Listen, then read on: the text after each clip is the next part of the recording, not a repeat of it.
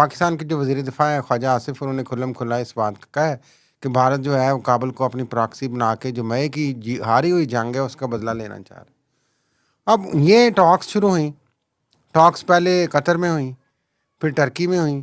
Turkey میں آپ کو پتہ ہے جو ٹاکس ہوئی اس کے 3 جو راؤنڈ ہوئے وہ 11 گھنٹے، 18 گھنٹے اور پھر 19 گھنٹے کہتے ہیں، تو تقریباً 2 دن کی ٹاکس، اور وہ فیل ہو گئی۔ فروٹ لیس۔ کیوں؟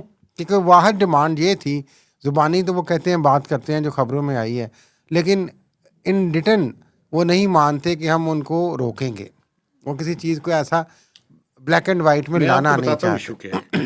ایشو یہ ہے کہ یہ ریٹ آف دا اسٹیٹ جو وہاں پہ ہے اور ان کے جو مختلف فیکشنز ہیں، ہاں، کیا افغان حکومت اپنی سوورینٹی اور اپنی سرزمین کو کسی دوسرے کے خلاف جو استعمال ہونا ہے اس کو روک سکتی ہے؟ یہ ریٹ رکھتی ہے یا نہیں رکھتی؟ اگر نہیں رکھتی تو جو ریاست کا کنسیپٹ ہے اس کے اوپر سوالات کھڑے ہوتے ہیں۔